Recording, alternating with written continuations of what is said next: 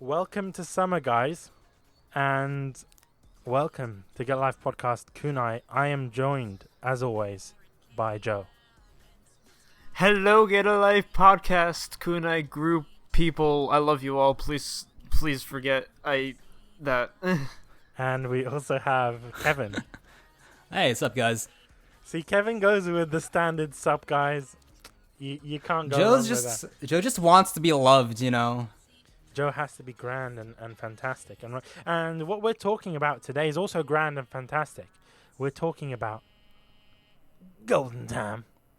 Just for you guys who don't know, Golden Time is a 24-episode anime television series based on the light novel series by Yuko Takemiya.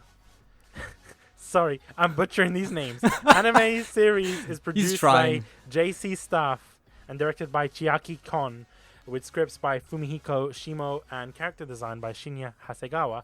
And it aired between October 2013 and March 2014, so it was a two-core anime. Just before we kind of go into the disclaimer, this anime was written by the same person who wrote the light novel for Toradora, and it's done by the same animation studio, JC Staff, whom I love. Kevin? I honestly feel that the past 2 minutes of you describing Golden Time can just be resumed by, basically it's Toradora's forgotten little brother. That's the impression that I get. That's what people tell me, man. A lot of people say that it's Toradora 2.0. Light? That's what some people say. So I don't know. Okay. I mean, I haven't seen Toradora, so this is all. Golden Time is completely new to me. Yeah. I'm sure a lot of our viewers will know what we're talking about. Well, Mitchie knows. Shout out to Mitch. Yeah. But for those viewers who don't know what I'm talking about, for you new folks, Get a Life Podcast Kunai is a monthly anime discussion podcast under the Get a Life group. And due to the nature of the discussions we have here, we can't avoid spoilers of the show to be discussed. So for those shows that are based off of an existing piece of work, whether it's manga, light novel, or some other media form, we aren't covering the source material for those, just the show. It can be found on Stitcher, Apple Podcasts, the Google Store, and Google Play.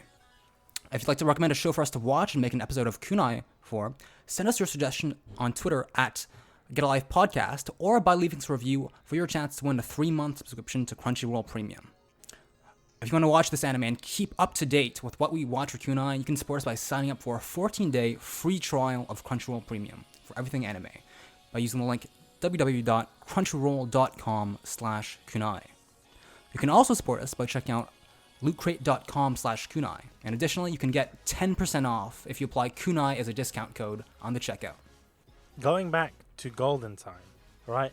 I want to get into you guys' first impressions, but I'll give you guys a little taste of my first impressions. Surprisingly enough, this wasn't a Daniil Senpai suggestion. So This is the first sign of Bish breaking out and, finding his own path in the anime world? Or? The funny thing is, yes, it was one of the first animes that I watched that wasn't a Daniil suggestion. And in fact, it was the first time I got involved in simulcast. So I watched this show simulcasted, and when I found out that it was written by the same person as Toradora and it was done by JC Staff, I was just having Hang on, did you watch it before you knew it was a JC Staff and from the same author, or did you only realize that after you had already started? After I started. Okay, so it wasn't like a hype watch. No, it wasn't a hype watch. Of the author. No. Someone told me afterwards, and I was like, no way, this is bullshit. And then I was like, gee, I only knew around episode 4, because then I saw it in the intro, right? Because you know how in the intros they have the logos. I was like, oh shit, this is JC Stuff. And then looked into it, and I was like, oh, okay, this is written by the same person as Toradora. But when I watched it the first time, I was in a certain mindset, right? So I felt like I was depressed. I'll be honest with you. I was depressed when I was watching this anime the first time. And I was thinking, okay, I was getting more into anime, and it was kind of this lifeline for me. So I was watching it, and I kind of felt towards certain characters in a certain way, which I will talk about in characters. And then rewatching it, I felt completely different. It flipped in such a way. And I would say that's because my circumstances has changed when rewatching this anime. And I think for me, it's an anime where, depending on how you feel when you watch the anime, it will affect you differently. Do you see what I mean? If you go in with a certain mindset, you will enjoy it more compared to a different mindset, right? So originally I was going through a similar sort of thing in terms of rejection, so I kind of related to a lot of the characters who were part of the Broken Heart Club, right? Other characters like that. So I don't know. I think looking back and watching it, I've kind of I feel that I was watching originally when I was watching Golden Time. I feel that I was wearing like rose-tinted glasses, right? Do you see what I mean? Like everything was rosy, everything was peachy, and my opinion had changed. So for the worse? Yeah. Yeah. Okay. It changed negatively because of rewatching it, and my opinions on certain characters had changed. Well, negatively in a way, like where like degrade in quality, or is it like negative in a way where you felt worse? I mean, it's changed because my mindset has changed, so I feel that it's changed in such a way where I have a more outlook on life, and I can think, look, the characters that I sympathize with, now I feel that, okay, they were wrong for doing that or whatever, and I thought before, oh man, I want these two characters to get together or whatever. Rewatching it, your opinions on characters change. Your opinions, like, for example, this time around, I was heavily focused on the music. I didn't really care about the music before when I was originally watching it, but rewatching for Kunai, I tend to pick up other things. Like, I picked up on the music. I heavily, jumped in to characters, etc., especially characters that weren't the two main characters. So that's what I feel in terms of my first impressions. There's not much, but I wanted to know what you guys thought, and I think we should start with Joe. So you've never stopped talking about the show to me. I'm just gonna put that right now. You're always every opportunity you got, Joe, you should totally watch Golden Time because it's so good. I love it. And like pretty much every other show that's recommended, like, you know what, it was recommended, and so like I'm gonna have to watch anyway. So I decided to give it a watch. And then I listened, I'm watching the first couple episodes, and to start off, I liked the new scenario. I liked how like it wasn't like a typical high school. It was these. It wasn't a high school at all, was it? It was a university. Yeah, it's a university, which is like a change of pace from a lot of shows that I've seen. Like they usually like to use a high school setting or middle school setting, and then you just have it kind of changes the way like a story goes because like university students are a lot more closer to adulthood, so they have a lot more responsibilities. They have a lot more to take care of. And so, like, when I was watching it, like, when I was watching for the first time, it felt like a breath of fresh air. Because, like, as a college student myself, it just it felt like I was right at home. And, like, I could kind of relate to a lot of these characters. Okay, so you found that the university setting was a plus it was a good change of pace rather than the bad one, right? Yes, exactly. And, I mean, like, the beginning, as far as, like, the story is concerned, however, like, it wasn't stuff that like blew me away initially. Like honestly, it didn't really pick up until like episode 3, I believe, when Banri starts mentioning that he lost his memories because of an accident. Because like initially, I'm just really confused because like they showed like little scenes of like little flashbacks of when he got caught up in the accident and was hit by the bike. But they didn't really start talking about it until like a couple episodes later. So like it's like I feel like that's when the show kind of picked up for me. Like before that, it was kind of like, this is enjoyable, but it's not like anything special. And I feel like once they started going into the whole like amnesia scenario and like the relationship between him and Kouko, like I feel like the story just got a little more interesting, and like it made me a lot more interested in each character.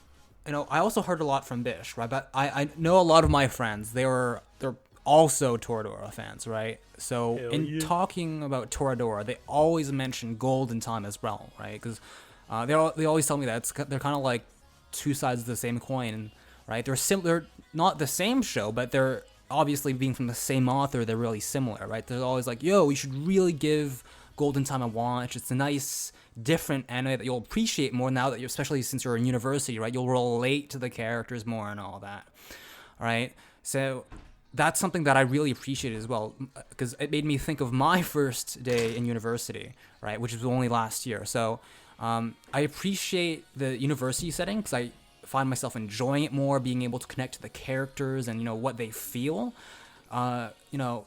Right, so it's kind of similar to what I said, where it's like you just kind of relate to them, you sympathize with them, and like it's just like how they're gonna react because it's like a college setting, like pretty much anything can happen.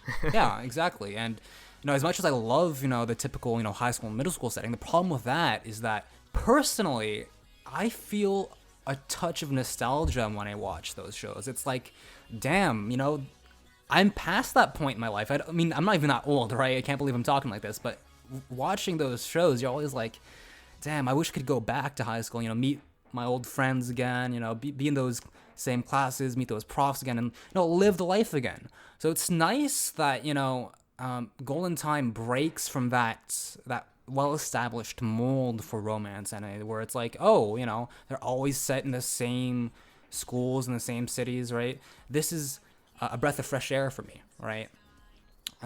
Other than that, though, I was really, really impressed with the first episode. I think that they did a really good job at introducing all the characters. And I'm not going to lie, I think a lot of my hype going into the show was really driven by not the titular character, but the poster girl. Let's not lie, it's Kouko, right? And the reason for that is because the way that she acts initially, she's like this weird mixture of Senna and Yozara, right? So she's like this cliched, the rich girl that falls for, your pro tag, right? She's super beautiful and stuff. And I was like, yeah, wow, she's got like the best parts of both, if you will, right? So I was kind of hooked on for that. But also, I find that they do a really good job at establishing the setting for Banri and his classmates, right? So you get to know all the characters. There's plenty of funny moments, right, that are well animated and stuff in the first episode, right? So honestly, it reminded me a lot of Haganai, but if Haganai were set in university, and that was a good thing, right? I actually wrote in my notes, like this is basically Haganai if Yozara wasn't a bitch, and I was like, this is my cup of tea, Okay. So I'm really excited to see what the rest of the show has to offer, right? So yeah, really solid first impression on my end. You were talking about nostalgia, and I'm presuming that's when you're referencing high school animes, right?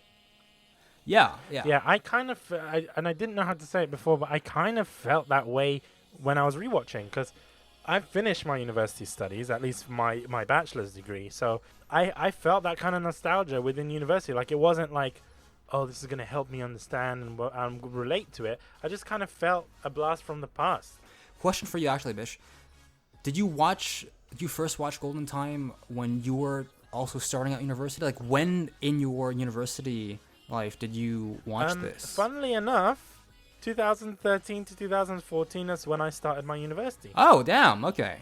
It was simulcasting between October 2013, that's when I started uni, and March 2014. So that's when I started university. So, damn. Yeah.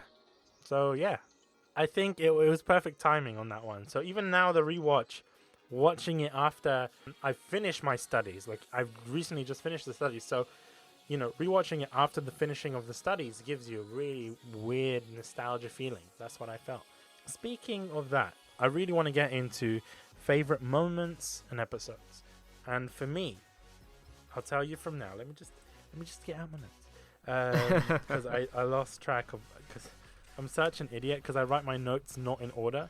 Basically, my favorite episode of this whole anime was episode 20 and 21. So that's when Banri they were doing the dance, and then Banri starts screaming, Linda! Ah! He starts screaming, and I was like, and I remember. What you're saying is you can really relate to someone screaming out that name, right? Dude, I can. I feel ya. I'll be honest with you, right? Because I felt like that. There was times where I felt hopeless. Like, I understand it's because he has amnesia, he doesn't know where he is, right? But on another level, I felt like that. When I was in university, I didn't feel like myself. I didn't feel... Do you see what I mean? I felt that I had to be a different person to kind of socialize with people. Okay. And I felt like I'm not being true to myself. And that's why I felt like, oh, this isn't me. This isn't... Do you see what I mean? So when he felt like that, it was like kind of like me crying out to myself, like, who are you, Bish? Like, especially in the university times, that's when you try and... You feel like you... Yeah, you try to, like, discover yourself, right? Yeah, you discover yourself as a human being, what kind of person you will be for the future. So I had those moments, you know, especially, obviously I wasn't screaming out, Linda! But you can I wasn't relate to it. screaming. Like, But I can relate to that because sometimes I felt inside that I was screaming. It's good that you mention something like that because it really connects to like the show's theme, where it's kind of like you have your past, like you have who you're acting as and who you really are, like metaphorically and literally. Like it's like I feel like what you said, like it really kind of helps define what the show is like really about. That is true, and I also feel that another one of my favorite episodes is the episode straight after, right? Episode 20, either 21 or 22, where he finds, you know, they go and eat the beef. yeah. Well, they go to eat the beef, right? And then he just forgets everything, and he's like, "Where's Linda? Where's Linda?" And I was like, "Shit, man!" Like those moments were very intense for me personally. So the first time you freaked out, right? You can relate to him because we can all relate to some level to that, you know, identity crisis we have going into university, right? Questioning who we are. But I'm curious to know why that moment in episode 21 or 22, when he freaks out at the end, why did you feel attached to that moment? Is it because how well done it was, or is it personal connection? So I'll go quite personal for this. There was actually a friend of mine who, you know, her name was right? And it's pretty weird. And it's basically, I have this connection to Banri because I had a friend called You were Banri. Yeah, Bish got hit by a motorcycle, fell off the bridge in Japan, and lost his memories. And then after that, he started the Get a Life podcast. It all makes sense now. It's his origin story. I understood what Banri was going through because he left everything behind, although it wasn't by choice, but I had to leave my friends behind. I had to leave behind. So it's like, for me, that got me even more because sometimes I was screaming. Well, not necessarily screaming, but I was crying out because I was like, I need my friend.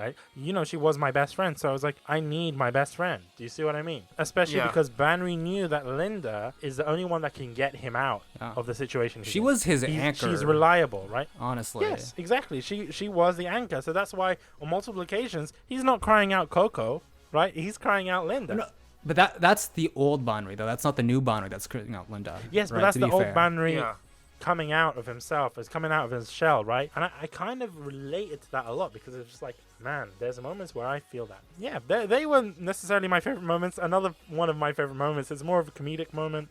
It's got to do with, my boyfriend. You know that moment? Oh, yeah. Yeah, but not the Kouko version. The Banri version when he goes to Yana. Yo, that was so good. That bit got me so hard because at the same time, I can relate to that because it's happened to me before. The best part about that scene was like what he was just cool with just it. Like, the he knew suaveness what about Banri it. was doing, and then he Yeah. just moved into it, like transitioned to it perfectly. He's like, "Yeah, dude, he's my He was boyfriend." a smooth player, not a moment of hesitation in him. He just knew what he was doing. It also helps that they were like the most bro group in the show. Yeah, oh yeah. Like they were like the dynamic duo when it comes to just broness. Now, I'm getting the impression that this is your autobiography, Bish, from what you're telling us. It's pretty much. It is. It is. Other than the fact that I don't get with the girl in the end, right? So, Ooh, but feels bad, man. Hashtag get bitch slayed. Yeah, man. Hell, Gotta bring that back. But those. We got to bring it back. Those moments where you have Tudi-kun and you have Yana and you have the group all together, that felt like my university life because I can look back at it and I'll say, wow, like even my friends today, like we still hang out and we still but it's not friends from high school. Like I couldn't give a shit about them. Oh, shit. Sorry, Daniil. Sorry, Daniil. No, I'm joking, but my friends from university, they're the ones that I've stuck with and they're the ones that I consider my true friends, right? So especially, when those moments where you have Tudi-kun and you have Yana-san and it's like they're all together and they're eating or they're going, partying or they're doing this and they're doing that. I was like, wow, man, this is just me and my buds. Like that's how I felt. Bish and the boys. But this is something that I felt when rewatching, right? This wasn't necessarily something that I felt whilst originally watching. So I think now that's another thing, part of my favorite moments, the antics that they get up to, especially Tudi-kun. Hell yeah. What about you, Kevin? I want to know what your favorite moments. A lot of my favorite moments are towards the end, actually. Right, I think my highlight is towards the end. But before I get into that, though, I want to comment on the comedic aspect of this show. Because I think one thing it does really well is in general, it balances drama, right, and it balances comedy really well, right? And I know I criticize a lot of other shows like Chunibyo justly or Henako, right? Where they try to balance these two very different genres and they do it incorrectly because, they transition too abruptly. So there's this disconnect that's created between you and the show. But I feel that it's done so well in this show that a lot of it feels plausible. You're like, that's a conversation that my friends and I could be having, right? Speaking of things that you can relate to, there's that one scene, right, where Banri's cleaning up his room and there's this box of magazines. No way. Okay, no. Kevin, how can you relate to that? I don't want to know. You're a filthy pig. What? Oh, what? Are you a fucking angel, bish? Do you want me to Yes, check? man. Do you want me to check your I've browser got history? my mouse pads in front of me. Yeah, go and check because I use private browsing. You bitch. I think I know which one of us likes to buy stuff from Faku every now and then. Nah, man. Jay, let's throw the way. But yeah, no, that fucking scene got me. I was like, yo, every university guy can fucking relate to that. And if you can't, you're either like Amish or you're a goddamn liar. All right, let's be real. The funny thing is, right, I don't think we can we can relate to the box, but I don't think all of us can relate to the girlfriend. Yeah, looking obviously, through the we box. can relate to the anxiety of of being caught red-handed, right? That's true. Yeah. That was a scene that gave me a good chuckle. But other than that, speaking of the the opposite end of the spectrum, right? Another aspect of the show that the show gets really well is the drama, and I think the ending. I'll get to the ending in a bit, but episode 22, so near the ending, right? Oh my god, when Linda and Banri confront each other, right? And Linda finds out that Kouko broke up with Banri, and she's like, "You fucking idiot! You go after her," right? So.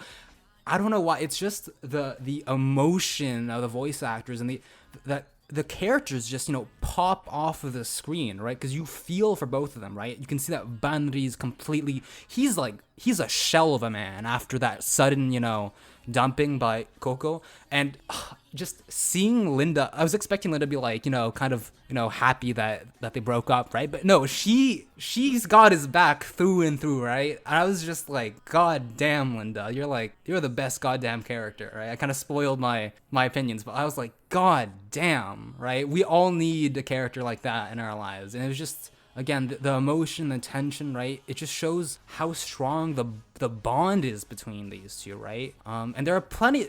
I mentioned this scene. There are plenty of scenes like that where they show the strong bond between the characters, right? Such as the first episode. I think it's episode 6, right, where we finally get some backstory on guess who, on Linda, right? I was like, yes, we finally get to know about her with the flashback. Right? It was a flashback, right, where Banri, doesn't peep, but he overhears a conversation that Linda's having with her friends, right? And she's like, oh, I don't really think of Banri as my boyfriend, right? And he's hurt because of that, right? And the confrontation again between the two, it's so emotional, right? It gets to you, right? And not just because of the way it was done, but also because of the timing. Because I felt personally that although, it makes sense that Kouko gets a lot of exposition in the first bit of the anime, since she is, she's the one who appears in the opening, the ending, and everything, right? She's the main character, actually, right? She's the poster girl. She's the poster girl, right? But personally, by that point, I was like, okay, we've seen nothing but Banri and Kouko be together for like 5 episodes now. Can we please get a change of pace, right? They've been teasing his relationship with Linda for a while now, right? So right. Up until that point, I was craving, a bit of backstory on her, right? And we finally got that in episode 6, so I was really happy with that. No, but before I get into the ending, which is another highlight for me, I want to hear about Joe and what your favorite moments in Golden Time are. I think my favorite moment actually came from episode 16, which is Wake Up Call. It's the episode where Kouko gets into an accident. The accident. And okay. Yeah, a car accident. When she ends up injuring Oka. In the process, so the aftermath of the beach episode, right? Well, because at the start, I didn't really expect it. It's like it just kind of came out of nowhere, and for a time, I thought, while I was watching that scene, I thought, oh my god, this show's about to take a very, very dark turn. Okay, the reason I say this is because prior to that, we got a lot of cute moments between Banri and Kouko. Mm-hmm. But something I felt while watching all these episodes was that they look very happy, but it's I feel like I'm still constantly reminded that a lot of it is them trying to bury everything and not trying to fix anything. What issues did you notice? Like, what are you talking about in particular? I mean, it wasn't. I'm not saying like it was an issue. I'm saying like it's just kind of like a tone I noticed. It's like everyone looks so happy. Like, and then Banri's like, I'm gonna forget about the past. Like there's no reason to think about it anymore. And then like he spends like all this time with Kouko. What I'm saying is they look too happy. So you felt it was fake? Is that it? Yeah, I felt like it felt like a front. Okay. Could you put a finger on like what it was covering for? Because personally, I can't really relate, right? So I'm curious as to see, what your perspective is. It was covering for the fact that like Banri doesn't really want to like kind of face his past and like recognize everything that happened before. Okay, so it's not necessarily the entire cast. Well, yeah, but it's just kind of like it's just with Banri and Kouko especially. Like I feel like there was some sort of like forced change, and then while I was watching, like so just back to episode 16. Like that was when they both got into like this argument, like when Coco's in her room, Banri was trying to like talk to her, and then like Kouko goes on this huge rant about how like you're trying to pretend the past never happened, like it's like you're not trying to face anything, you're just a coward, like stuff like that. And I felt like it kind of broke the mold, so to speak. Okay. It's like it kind of like destroyed the like quote unquote facade that was like that was implied throughout those episodes, and then it got into like the core problem with these characters because they were like enjoying themselves. They were like Banri and Kouko were enjoying themselves as well as like other characters, but you could like it was easy to tell that like it wasn't like they weren't being honest with themselves. I see. They weren't like. They were still like they were still struggling with what they were dealing with, and it just all felt very fake to me. And then like I feel like what made episode 16 so great for me was that we finally saw how each character really felt. We saw their true characters, and we saw like it kind of brought to light some issues that should have been brought up earlier. And I feel like afterwards, like certain characters began to grow and become a lot more likable and enjoyable. So I feel like it's like the characters like developed very well throughout those episodes, and then 16 was when they kind of drove it down, like cranked it up to 100 and made them just very, very good characters for me. All right. I mean, in a way, I enjoyed episode 16 as well. Not for the same like the whole perspective that you brought to the table kind of flew over my head. Because I did notice it for Banri, right? Him trying to run away from his... like a little weird to put into words, but like you kind of get what I'm saying, right? It's just like if you look back at those episodes and then consider the circumstances, it's like you kind of realize, like they're trying to like suppress something inside them. Speaking of, these moments, right? It's not a slice of life show, right? There are these relationships, right, between Banri and Kouko, between old Banri and Linda, right? They're constantly evolving, being tested, right? Even with the secondary characters, right? So I want to know what you guys think of the pacing, right, and the story for this show, because as we know, for longer 24-episode, 2-core shows, it can dip really low, or there are always lulls, right? It's hard to get the pacing just right. So I just want to see what you guys think of the way that these relationships evolved, what the story was like, and from your point of view. Sure.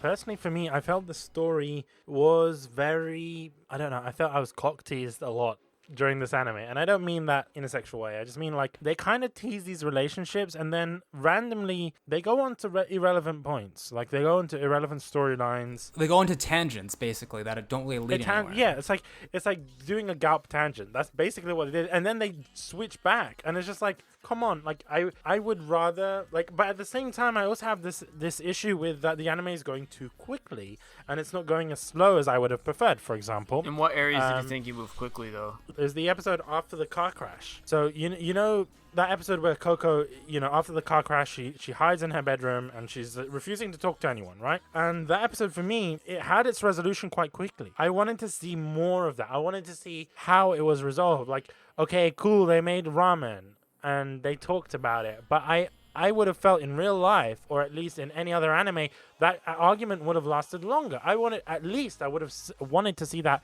happen over 2 episodes. Yeah, I think a lot of the issues, like, again, as is often the case, it's just like I imagine it was more fleshed out in a light novel, but I think perhaps in this show they were just like, fuck, there are more important plot points coming up, especially like the whole ending core, right, was its own self-contained thing. That's true, but at the same time, I don't like how some plot elements are sped up in such a way, and they're more important elements as opposed to the elements that were drawn out, like the beach episode. I understand the beach episode leads into the car accident and everything that happens afterwards, but for example, I wanted to see more flashback. Whoa, when you mentioned flashbacks, what do you feel was lacking? And I found there were a lot of them. Crucially, there's this one scene which is the culminating point of that flashback, where she's like, "Can I rely on you?" And he's like, he doesn't respond. That is the crucial point of the flash. If you remove the flashbacks, like would you feel like you would have understood Banri more? No, I don't. I think they're essential. Well, I feel like his like backstory, like the flashbacks are what define the main story. So if you remove that, then you're kind of removing like most of the story. Yeah, it would be a completely different show, in my opinion, if you only got the perspective of new Banri and you never knew what happened before, right? It would just be a regular, like the amnesia thing would be kind of mostly thrown out of the window, right? It's because we get this perspectives on his old life, right, that conflict with this new life that he's trying to build himself in university, that makes it a unique show, in my opinion. I kind of prefer old Banri, right? I don't like new Banri. So when you see story arcs with old Banri, you're like, fuck yeah! Like, do you see what I mean? I don't know. I like that. That's just personally my opinion. Okay, all right. It's actually nice that you mentioned that, Bish, because what I liked about this show is that I feel like we're being told two different types of stories. Like one from old Banri's perspective and one from new Banri's perspective. Yeah. It's like sometimes old Banri would chime in, and then we'd also see how he's like dealing with like his amnesia and all these memories like in the present. Yeah. So I just found it to be like, it's very enlightening, very insightful, and it's just I feel like you kind of had like two protagonists. Yeah. In one, which was wonderful. One- I feel like it fleshed out his character a lot. One question I want to raise is that do you feel that the whole, and this is for everyone, Yeah. do you feel that the whole amnesia plot device is overused? You kind of read my mind there, because I was about to get into that, bitch. Thank you for asking that question, because you're about to say it was cliche, isn't it? Is it overused? Is it cliche? Let's all agree, all right? Let's not kid ourselves. It is cliche, but in this show's defense, I find that it is well done for the most part. Well, I'll get into why I think it kind of staggers towards the end, but I think one of the central themes of the show, all right, that I related to, right, what I noticed was that the amnesia, if anything, right, might make you go like, you know what, I never had amnesia. I never fucking got hit by a bike. I can't relate to any of this shit. But if you look at it from a different perspective, right, if you consider the fact that one of the central tenets of this show is this conflict between, your past and your present self, right? Because we all know that the transition from high school to university is huge. It's a life-marking moment, right? Where a lot of people move out of town, right? They're not with their families anymore. Like their friends all move away, right? They're not in the. You gain a second life, basically, right? And I think that's what the amnesia plot point is there for. It's to concretely illustrate this conflict between Banri's past in high school, his love for Linda, his old friends, right? And him trying to establish, to start anew, to establish a new life once he's in university, right? So you have to look at the story from a metaphorical point of view, right? You can't take everything at face value, right? So yes, is amnesia a cliched plot device? Absolutely. But in this, I find that there is this hidden beauty to it, right? It's not superficial. It's there for a good reason, right? It's not there to plug in some holes in the plot, is what I'm saying, right? So I think it's well done, right? So that's why I would defend the use of the amnesia trope here. Yeah, I'd say I pretty much agree for the most part. Like, amnesia it's very easy to screw up like a plot that involves amnesia. Oh yeah. Like, you see a lot of like stories use that, and they're typically very like bare bones. I don't want to say typically. It's a very strong word. It's like they can often be like bare bones, like not the greatest like plot, not the greatest ways to use that plot. But in Golden Time's case, I feel like they did it in a way that benefited the story in a number of positive ways. It helped us. Like, it kind of goes back to what I was saying before about having the two protagonists in one, where like if we didn't have like the amnesia plot was handled in a way that allowed us to see like two different versions of the same character have a big role throughout the story. And I feel like it was, they didn't just drop it, like it wasn't just like a side thing, like it was like the main point of it. And they put a lot of thought into like writing that whole like amnesia scenario. And then when we got to like episode, like to the later episodes when he starts regaining his memories, like it was done well, because it's like it's just something you don't see much in like those sort of plot points. Like it's like normally like it will just be as simple as, hey, like I regained my memories, but in this case it was his own memories conflicting with like his old memories conflicting with his like present memories. Isn't that kind of a cliche too? And though? It caused him to. Huh? Well, I mean, because you do see it in other like mediums, like, or it's like, oh no, it's the past self fighting, the present self. I'm not saying that it's not well done. I'm just saying, like, I was under the impression that, I was like, hey, I think I saw this before in some movie or in some book before. I mean, personally, I don't see it too much. Like, I don't see it done like enough, so I don't think of it as something that's cliched. I just kind of felt like it's like he was trying to like stay true. Well, because it wasn't just like him like conflicting with like his past and present memories. It was him like kind of trying to stick with one set of memories and trying to like push back the other. But like you could also see that it was putting a strain on his mental state, and it was causing him. And then in the end, he ended up like forgetting like everything that happened after the bridge accident. Well, until like the ending, of course. Like it's just I just kind of like how they handled it. Like it wasn't something that was like pushed to the side, and like because it's very easy to like to introduce amnesia and then completely forget about it because it's like not terribly significant. But they made it apparent throughout the entire show, which I felt was a plus. Oh yeah, no, they didn't just forget it after the first like core, right? Yeah, and then like there wasn't the occasional like, oh, I remembered something, or like I finally regained everything. It was something that it was something that was present and relevant. You gotta give them credit, because like they didn't just throw it in there. They like the entire show hinges on the protagonist having amnesia, right? And props them for sticking with their guns, right, and doing it pretty damn well in my opinion. Right, despite what you may think of it.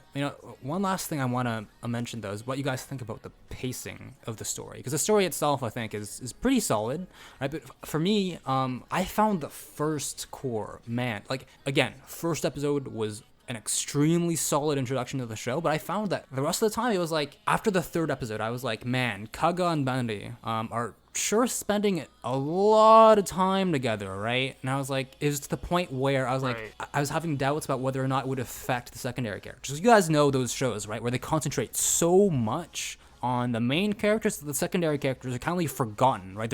They become irrelevant by the end, right? So I was like, I hope that this doesn't happen with the secondary characters and their ships and their dynamics, right? And I really enjoyed the whole, gag between, of Kaga obsessing over Mitsuo or, Yana over the first 3 episodes, right? But I found that it was dragged on for way too long, right? Like, she is basically the incarnation of, she's basically the anime version of overly attached girlfriend, right? I was like, ha ha ha, for the first time, and for a few times it's funny, right? But after you drag it on for like 4 or 5 entire episodes where she stays the same obnoxious person, it's just like, okay, we get it, we get your point.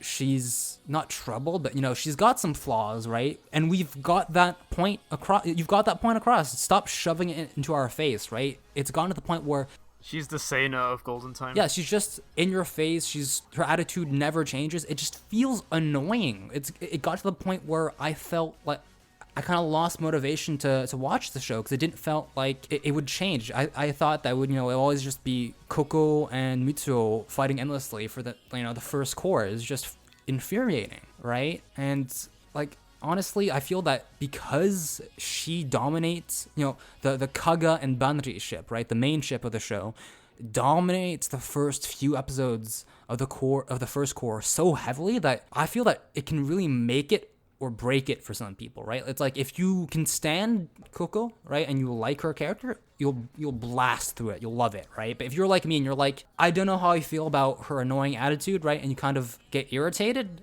it can just kill all the motivation that you have to watch the show, because it seems to be concentrating on nothing but them, right? It's like, why even have secondary characters, you know?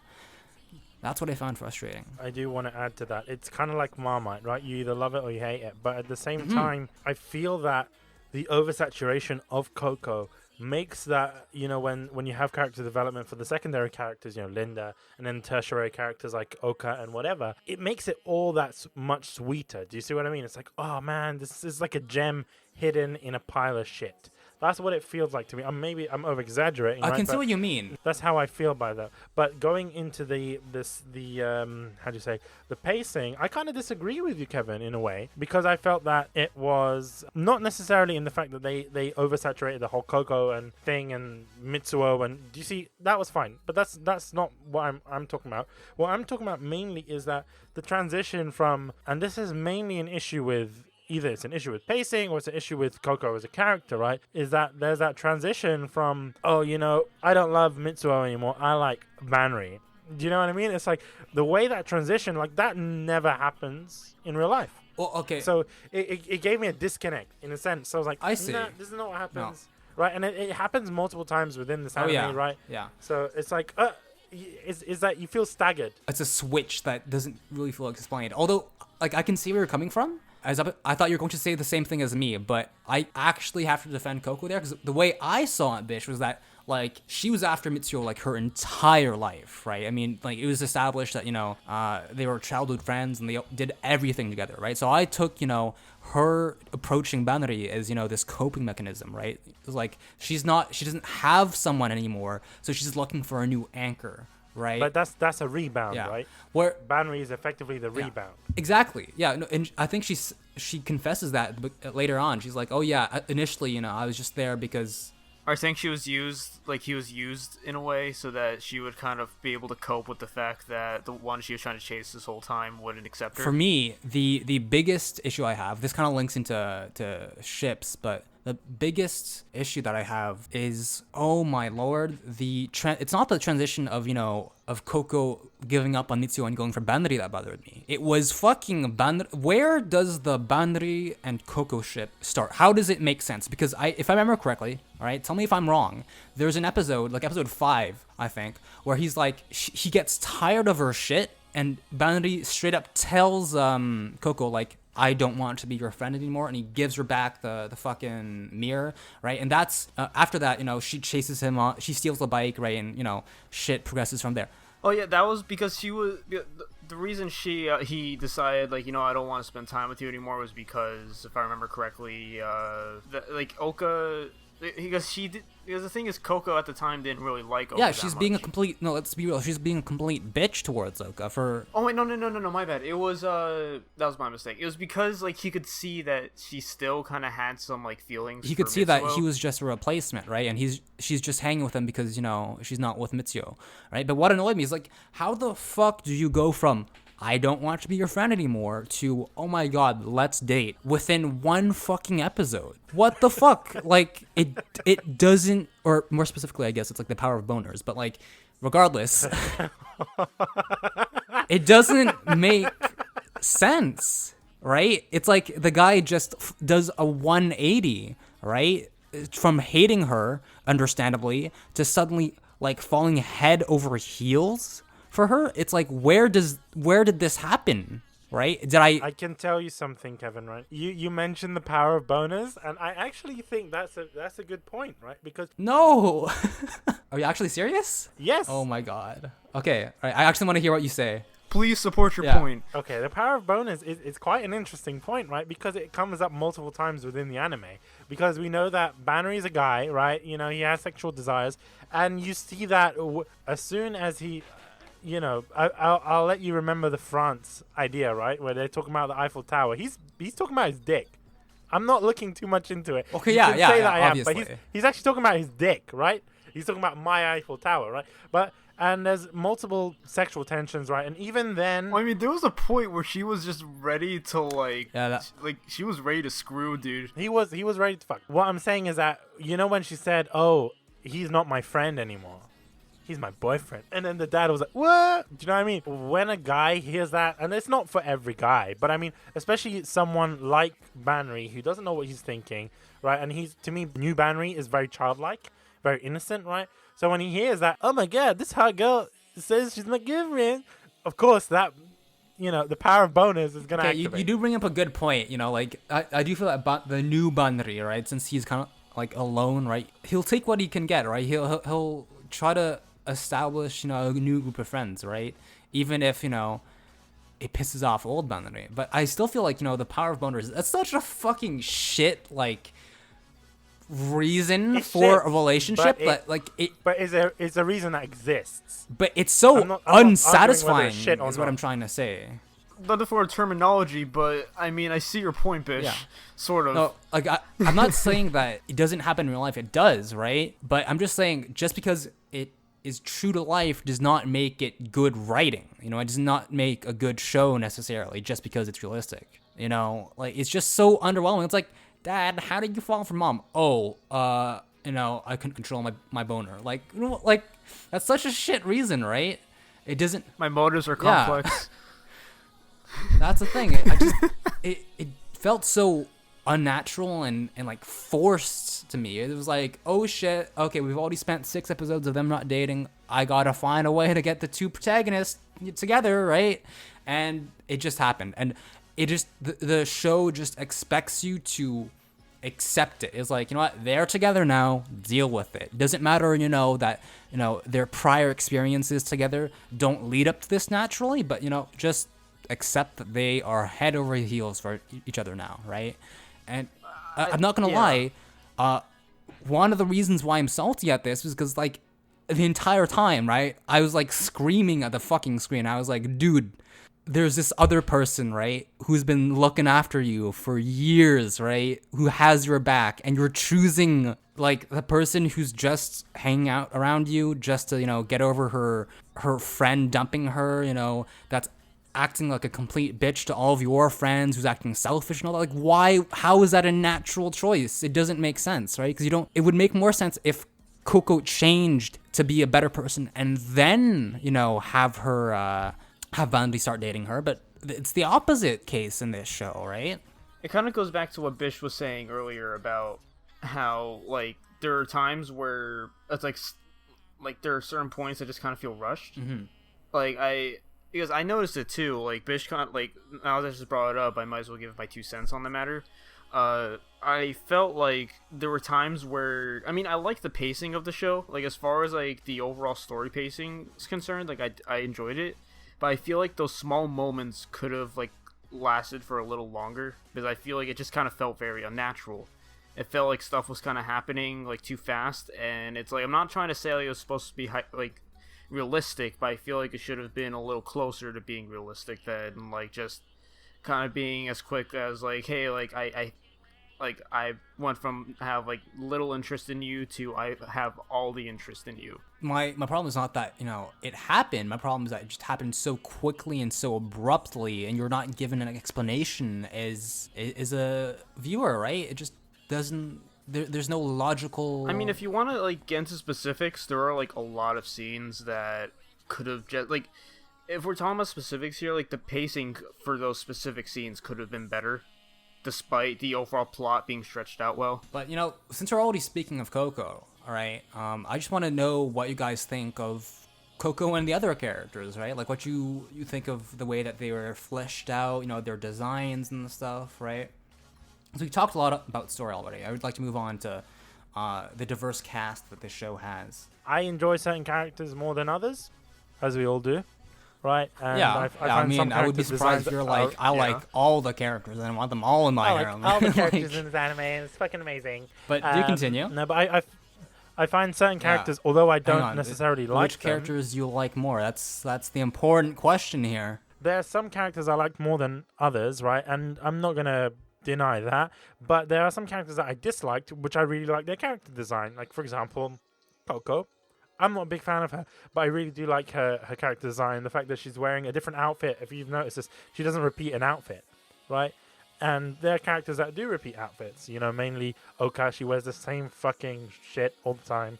Same. Doesn't Coco come from a rich family? She does, but I don't think. But I find this happens a lot with the protagonist as well. Like even Tada Banri, if you've noticed, he wears a T-shirt and whatever, but it's always a different country on the T-shirt. Sometimes it's Mexico. One time it's the state of Texas, right? So he doesn't suffer from like Naruto syndrome. I never realized that. That's nice attention to detail. yeah, there. it's a nice touch of detail, and I enjoy that. I find like even Coco, like man, even the swimsuits, like.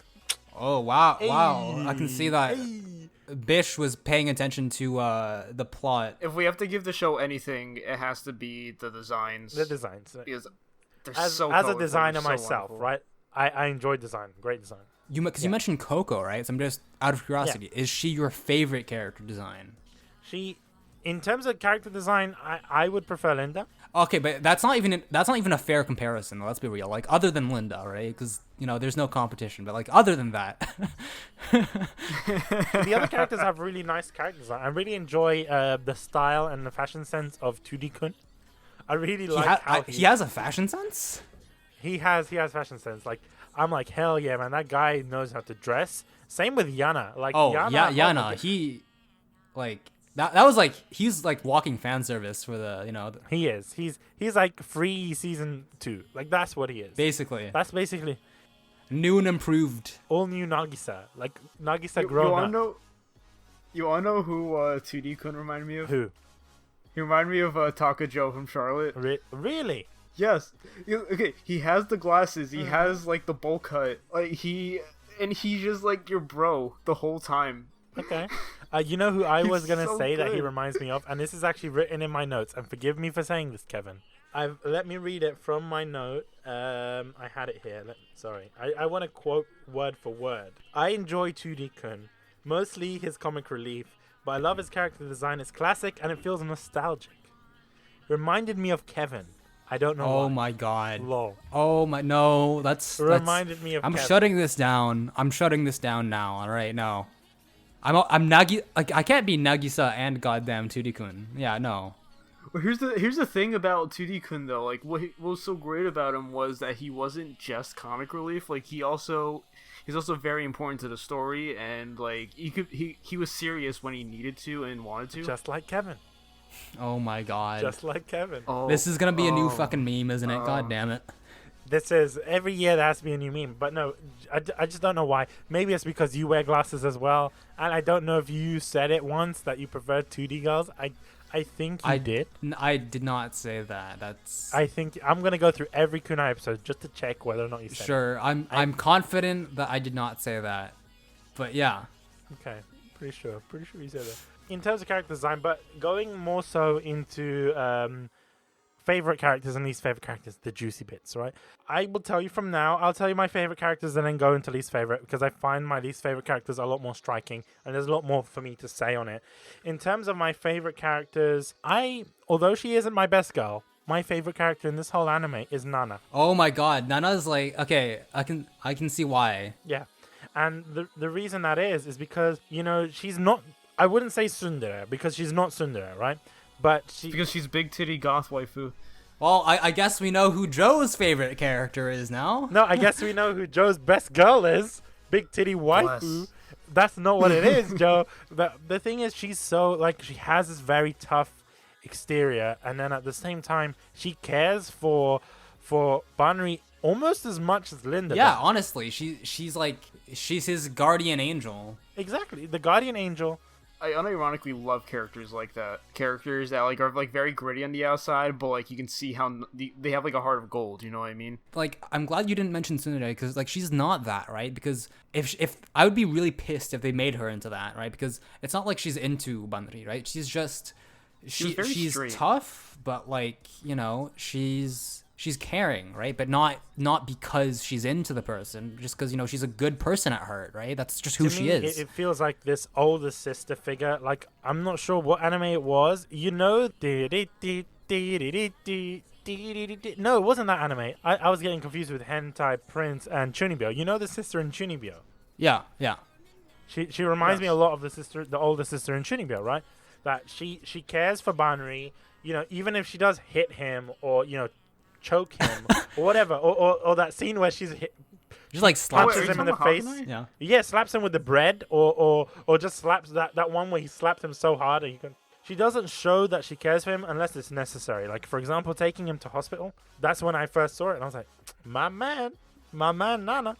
But like I said, I also enjoy Churi-kun, Linda Senpai, and I don't want to admit it, but I'm not a fan of the main characters of this anime. So Banri, but I'll split Banri into Old Banri and new Banri. old Banri and new Banri, right? I really enjoy old Banri.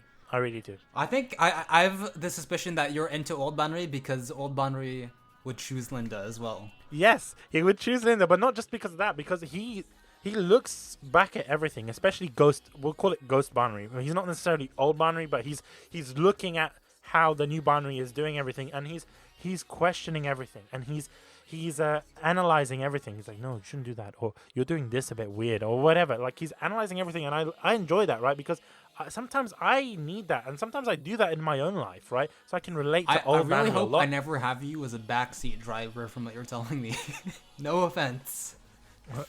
If you're as what do you nitpicky mean? as Why? goddamn old Banri, right? Oh man, I think I am, but that's just me. That's just my personality. I looked into that and I was like, oh man, I feel quite similar to that. So yeah, I'm a fan of old Banri, not so much new Banri, because new Banri, as you said before, Kevin, you mentioned it. You said he's a shell of a man, and that is true.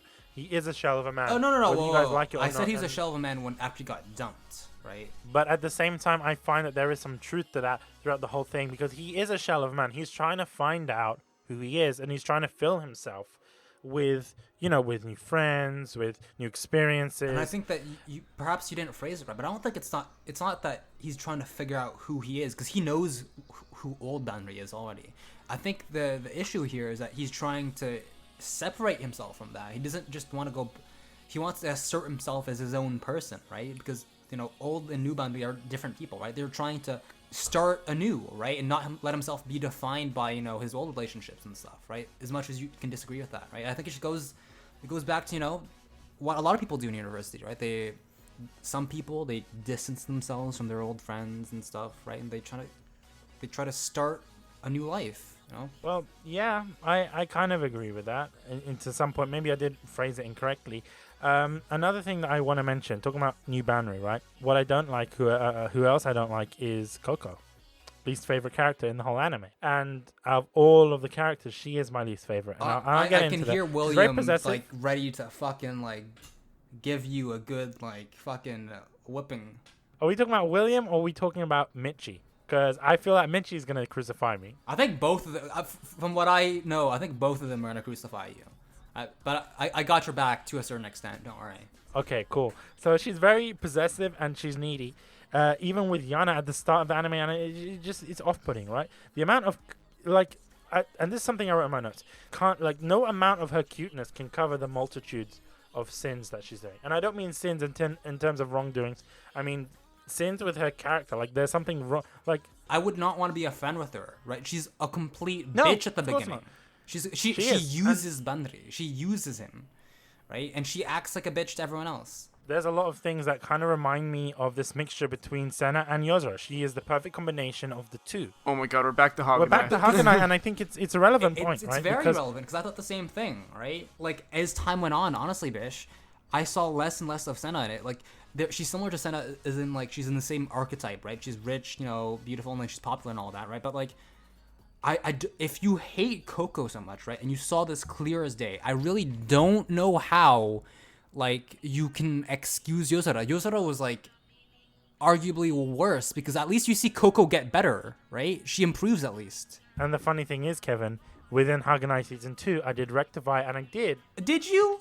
Address that. Because I sometimes you're addressed still that. like, oh yeah, man, haha, Yozora this girl, right? So I don't know about that. No. I will say this on this episode. What I meant in Haganai Season 2, I meant it. All right.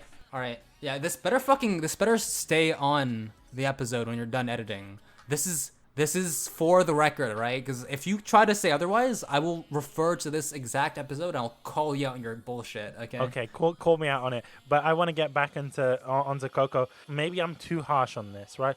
She's kind of obsessing. She's so obsessive, and it's like Simply put, that's kind of off-putting, right? You wouldn't want to be in any relationship where you're going with a girl or with a guy that is incredibly obsessive. It's a disorder, I think, right? Because she straight up stalks Mitsuo, right? And if this were to happen in real life, let's be really serious for a second. If this were to happen in real life, she would get a fucking restraining order, or he would get a restraining order against her, right? She wouldn't be able to approach him, right? I think it's more of an anime thing, honestly. No, but I don't necessarily think it's just an anime thing. I think it's also because of Banri, right? Because he's willing to have new friends. He's willing to have new relationships with people. So I'm guessing in some sense he's willing to take that on no matter how impulsive. Because even the dad, right? Even the dad warns him not for Kouko to ruin his life, right? He did say that. So it's something that they acknowledge in the anime. It's something that they're aware of. So they know about this, right? And I also think, and I've mentioned this down here, Kouko feels like an afterthought, and I feel that she can be replaced with any other character. Oh, whoa, okay, no, I have to step in. I have to step in there. That is a big statement.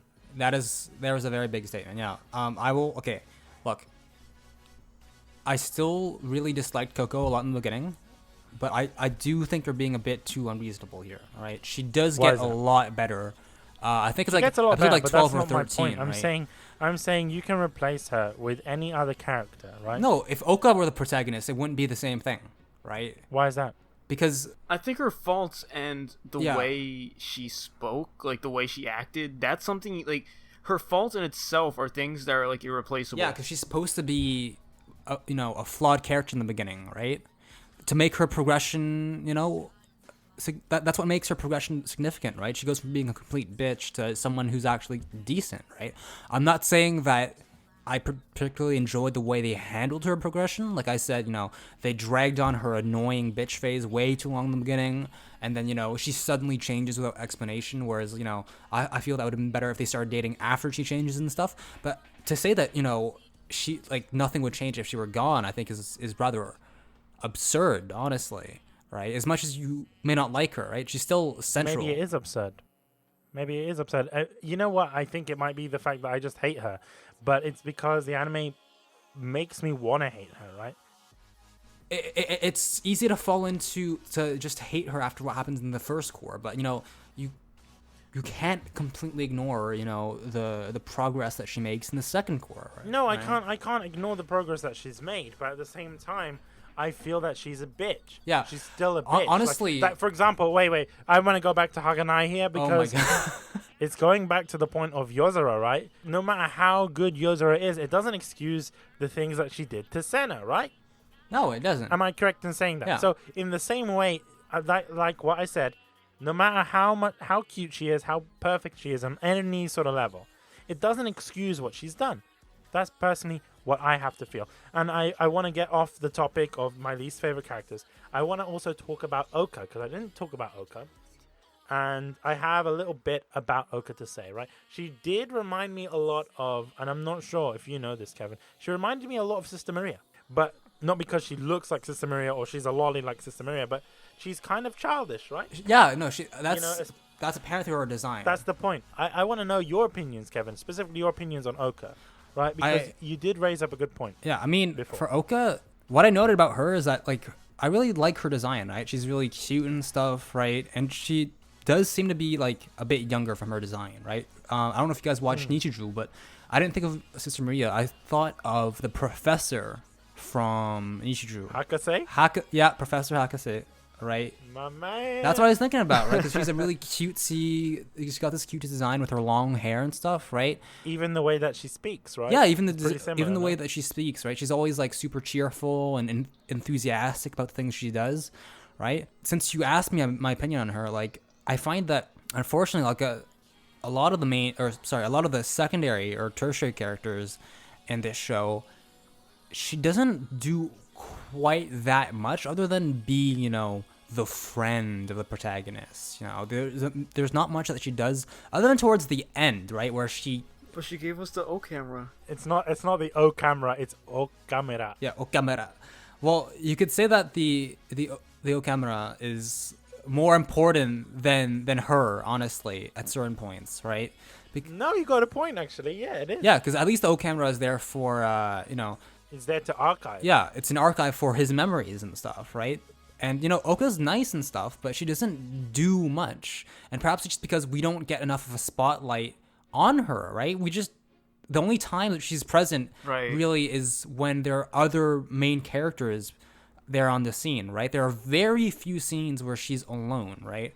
I think that she was alone with Linda for like one scene, and that was that was a touching moment because, you know, she confessed to Linda, you know, her feelings for Mitsuo and stuff, right? And they had a heart to heart. But there isn't enough of that in the show, right? And what I say about Oka, I think can apply to a lot of the secondary and tertiary characters, like Mitsuo, right? Like, I felt that for the longest time, after being rejected by Oka, he never really progresses. Like, his entire development is basically rejecting Kaga, being rejected by Oka, and then, you know, having a crush on Linda. That's his entire development. Other than that, he doesn't really do much other than, you know, be, you know, a friend to the protagonist. He feels like a filler in a sort of way, you know? He's not that bad. He's not, you know, completely bland. It's just poor guy doesn't get enough screen time like Oka and like Turi-kun, right? Turi-kun's like a fucking meme, right? He does important things in the plot, sure, but like he's basically you. God, you shut your whore mouth. I'm just kidding. Yeah. I think we talked about Kouko already, right? And we talked about Mitsuo and Banri and Oka, right? I think that we got to talk about Linda because we always mention her, right? But I think that we have to get to her, right? And I think that this is a good time to say that, you know, I think she's my favorite character in the show, right? Because yours is Nana, right?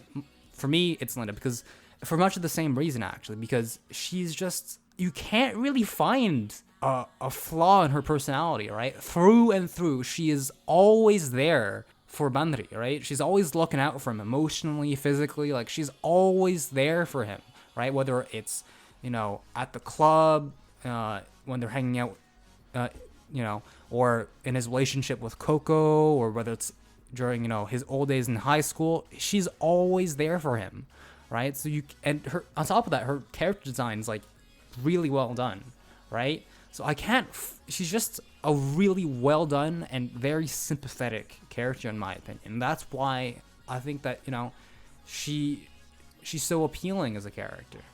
What you guys think about her? You were talking about the flaws. And it's true, Linda doesn't have many flaws, but I think the flaws that she does have are covered with just good character development, right? Yeah.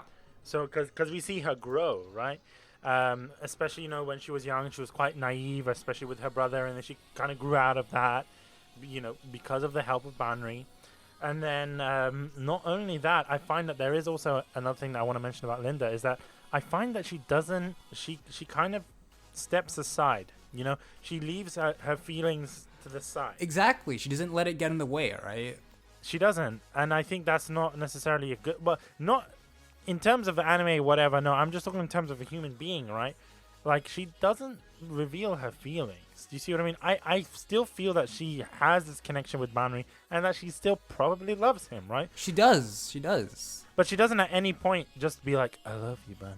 Until the end, at least, for old Banri. But, like, I mean, I think that if anything, that adds to her, right? Because if anything, you would expect someone in her position to be like, oh, no, you know, Banri, he doesn't even remember all the things I've done for him, all the time we spent together, and now he's with this new girl and stuff, right? And he's trying to forget his past and all that. He's trying to forget me. Like, you'd expect her to be, like, a bitch, right? But she doesn't let that get in the way, right? She's humble, and no matter what happens, you know, she's there. You can rely on her to be there for him, you know?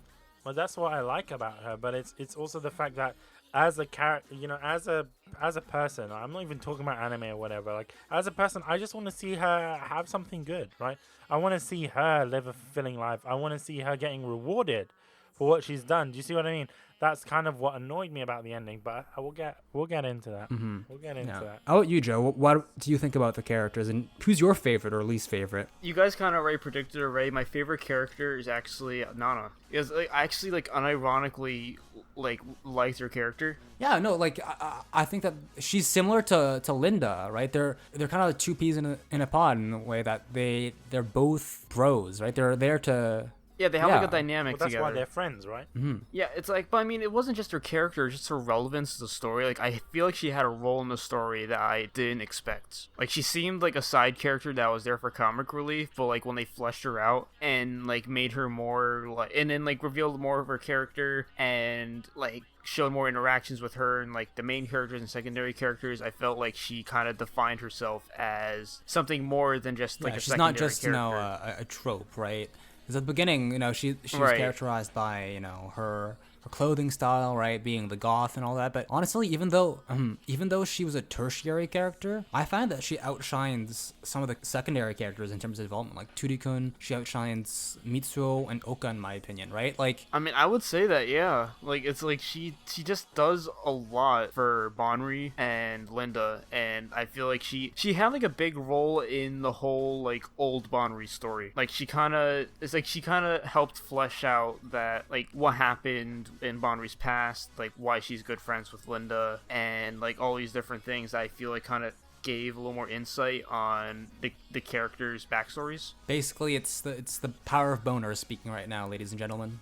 Right before your eyes. No, but like seriously though, like on a more serious note, yeah, it was like she was just wonderful. I loved her roles. Like I'm just glad that she wasn't just a throwaway character. Like I'm glad she wasn't just like, it's like, hey, like she's just like punk rock a character that has a band and occasionally appears and is there for comic relief or just to be angry. Like, she kind of had some substance, which I feel like is needed with characters like that. But, like, so while we're talking about secondary characters, that brings me to my least favorite character, which was Mitsuo.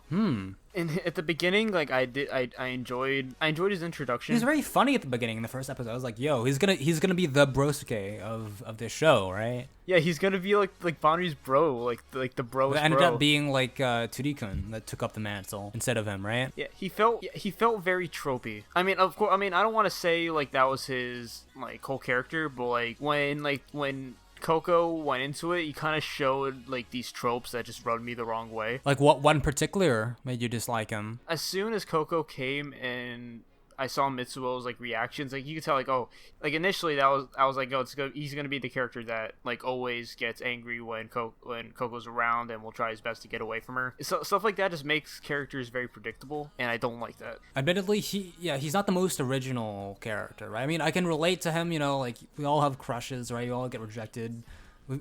Most of us have gone rejected once or twice before, right? So like, it's something that the viewership can relate to, but I think that he's defined by that, right? He's defined by his rejection of Kaga, of his rejection by Oka and stuff. He never seems to be anything beyond that, I think, is the issue there. He's not necessarily a bad character by any means, but he's not exactly a good character either. He's just kind of like the same. He's more or less the same throughout the show. Like, he'll have a bit of development. Him trying to like have relationships with the other girls was at least intriguing, but generally I wish they could have fleshed out his character more. Like, I feel like there was not much to him by the end of the show. But since you mentioned ships, I actually want to see what you guys think of the relationships between the characters in this show. Like, which ones you think worked out the best? What's your favorite? Which ones you guys think felt unnatural? Because for me, I think that we can skip over Banri and Kaga, because I think that we've talked in length about what we think of the relationship between the two protagonists, right? Banri and Linda. Yes, my man, that's my OTP. Whoa. Not your OTP, or is? No, that is Oh, my okay, I OTP. thought we were gonna have a problem there. Okay. I was a bit upset that he didn't get on with Linda. And this goes back to the point. I prefer old Banri. Yeah. I just prefer old Banri. So I do want to say this, because we said we're not going to talk about Banri and Kaga, but I did want to mention that they kind of share a lot of the same character traits, and they're kind of dependent on one another. And I do admit that. They are dependent on one another, and it's like, So they deserve each other. they kind of deserve each other. I understand that, and I'm not going to dispute that. But I'm talking about new Banri, right? But there's part of me that I just want him to be with Linda, not because of Banri doesn't deserve Linda, right? I'm just saying that. You think But old Linda Banri deserves something good. Yeah. Linda was freaking like she was like the mom of this show. She basically took care of Banri the whole time. No, she did, basically. But I just feel that she deserves love, right? Yeah. That's just me. Well, but I'm not saying I find I'm that shipping her with Banri because of that. No, I'm shipping her mainly because she deserves more. and she doesn't get what she deserves. That's why I'm strong with this ship. You have to be realistic, right? Banri ends up with Kouko, right? If anything, I think that, you know, she got her closure, right? She was able to confess to old Banri, which I think we established old Banri is not coming back. So if anything, she's gotten the closure of being able to say goodbye to old Banri, right? Because that was what haunted her, right? She didn't get a chance to say goodbye to old Banri. He just left in a tragic accident, right? And that haunted her. An accident that was her fault. That was her. As well. She blamed herself the entire time for that accident, right? So she got to. By the end, she gets to move on, and you know she'll find someone else, right? Someone who's better than Banri, honestly. I hope so. I really do. I actually didn't think of it like that's a very good point to make. Actually, Joe, because that's my OTP. That's Bish's OTP. What is your OTP? I want to know. I mean, I was actually very serious when I said Banri and Linda. Like, it was just it just makes a lot of sense given the stories. It's hard to find an argument for something else, you know? Like, you can say the only other contender is, like, Banri and Kouko, but, right? Like I said, Linda has so little flaws, right? In the way she acts. It's just hard to be like, I think that Kouko is better. You know, like, It just seems like Banri was happier around Linda than Kouko. Like, it just felt, I mean, that's kind of what it felt like. It's like Kouko, it was clear that, like, he loved Kouko, but it's like when he's like with Linda, I feel like it was very natural. He was having a lot of fun just speaking with her, and like I feel like it just felt like the perfect like couple. I don't have anything against Banri and Kouko later on, right? I was initially against it in the beginning because it felt unnatural, right? But then again, I just keep on thinking back, like, this doesn't make sense as a relationship, right? It doesn't feel like a natural progression, right? Based off of what has happened to him, I feel it makes more sense for him to go towards Linda. That's my issue, right? Not to shit on the other ship, but it's hard to find any other OTP. But other than that, there are some ships I want to talk about, which are the secondary ones, right? Like, just very briefly, I don't want to have a huge debate over this, but I don't know what you guys thought about, you know, like Mitsuo having a crush on Linda, Oka having a crush on Mitsuo. Like, I personally felt that it takes away from the story because, again, just like the Banri and Kouko ship feeling unnatural, it's just like, why is Mitsuo suddenly into Linda? Why is Oka suddenly into Mitsuo, right? And Oka, at least. Well, Kevin, it comes back to what I said before about me disliking, not disliking, but like Mitsuo being my least favorite, because it's like he had those like relationships, like he tried to have like intimate relationships with like Oka and Linda, but it's like I feel like if they didn't have those in the show wouldn't have changed all that much. It just felt tacked on just to add a bit of drama. Honestly, that's what it felt like. It felt like you were watching an episode of like The Bachelor or something, you know? Like, it's there for drama. Yeah, like, not to mention that, like, aside from those two like potential ships, quote unquote, there isn't much else you can really do. Like, 2D-kun didn't have too much of like an intimate relationship with anyone. Well, I think that's the point of 2D-kun, right? Because he likes 2D girls. Yeah, That's the point. That's true. He's staying true to his word. Staying true to himself. It's something interesting that you said, Kevin, about you felt like it was kind of forced. Am I correct in saying that, especially Mitsuo and Linda and Oka? The Oka one, I will dispute you on that one because I know what you're going to say. Kind of. What am I going to say? Okay, here. You're going to say it is sudden because she explains later on that she was playing hard to get to tease Mitsuo because that's what she thought that he would want. Is that what you're going to say? That's not what I'm going to say. Okay. What I'm going to say is that I kind of saw it this way. You know, when she was rejected, basically, right? When he started to move on, like, especially when you lose someone, it's like, oh shit, man, they started to move on. I want to get back on that. Do you see what I mean? You regret your choices. So when she sees, but that's not what happened though. Going for, but that's what I felt happened. Okay, all right. I'm not sure if she specifically addresses that, but she does. It seems to be the case. Like, you know, as soon as someone goes after someone else, you want that person more than ever. When you know you can't have a particular thing, you want it more than ever. And it's the same with relationships. When you know you can't be with someone, you want them even more. And I feel that's what's going on in Oka's head. Okay, well, I mean, yeah. Okay, that would make sense, right? And they do give an explanation for why it was so abrupt with Oka, right? But it's like, come on, give us a few hints at least, right? And it maybe have her, try to ask more questions about Mitsuo, right? Check up on him more often, right? But the thing is, again, we concentrate so much on Banri, Kouko, and Linda. We kind of the secondary characters, again, unfortunately, are just neglected. You know, that's the unfortunate thing here, right? I think that it's not that these characters are necessarily bad and that these relationships couldn't happen. It's just that you don't have time to relate to them, right? To see why these crushes happen, why these characters act the way they do, right? And that lack of explanation, right, from the part of the show makes it causes this disconnect, right? Because you're like, this doesn't make sense. I don't see how this would happen, right? And sure, you could argue that crushes happen in real life, right? You know, the power of boners is a thing, right? You just crush on someone because you think they look nice.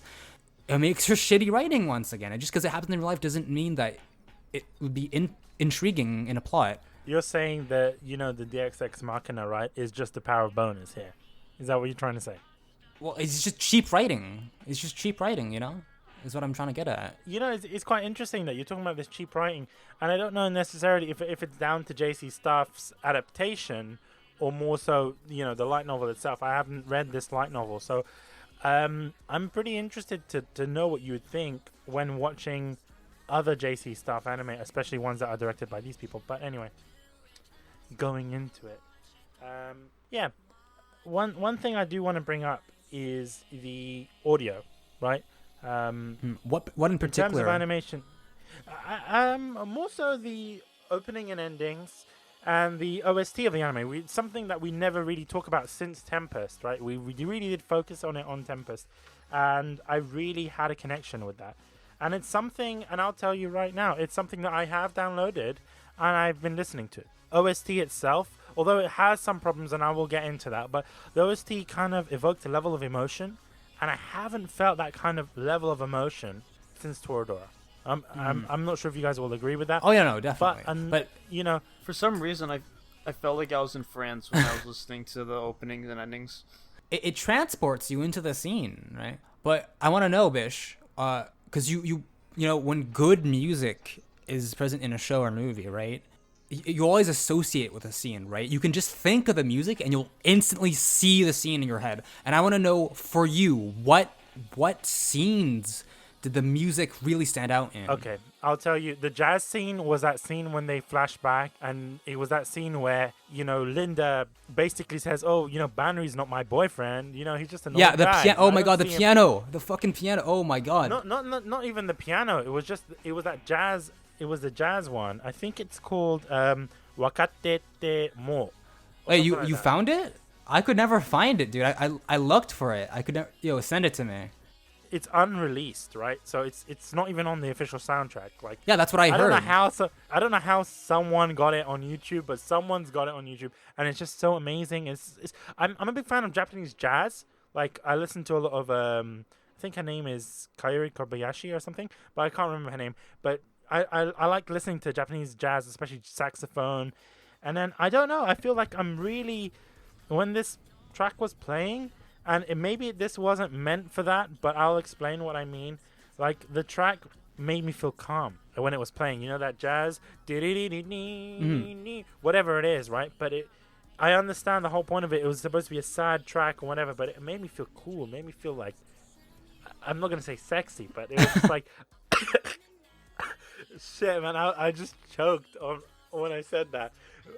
But basically, you feel like you're in this other world, right? Mm-hmm. I don't know. You feel like so calm when you feel. Personally, that's what jazz makes me feel like. And on another one that comes to mind is a track called Crazy Scenario, Gurata Scenario, the one with the Spanish guitar and the violin and the harp and the harmonica. And they work so well, and it makes me feel like some sense of dread or sadness. And when I hear that track, if I want to cry, I listen to that track. You know, so you think to yourself, like, I need my daily dose of tears. Time to play my music. These fries need some sodium, you know, like.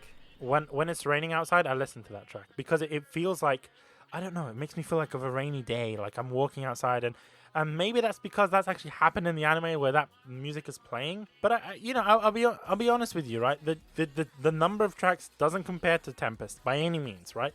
But I enjoy them and I enjoy listening to them. Yes, it can't compare to Tempest, right? But Tempest is a particular genre of show, right? Where the classical music is appropriate, whereas this is it's kind of like a soap opera in anime form, right? So you can't really have those same tracks to compare them one to one, right? So I think that they still do good, of course, for this not genre. Not only that, I feel that this is something that you're going to bring up, Kevin, but I noticed, obviously, because it is kind of this soap opera thing, these musics, they're not a one-off thing. They become themes, right? So every time there's a dramatic moment, one will play. And I find that in this anime, it's a bit overdone. It is. It is after so you mentioned overdone. it to me, I was thinking, shit.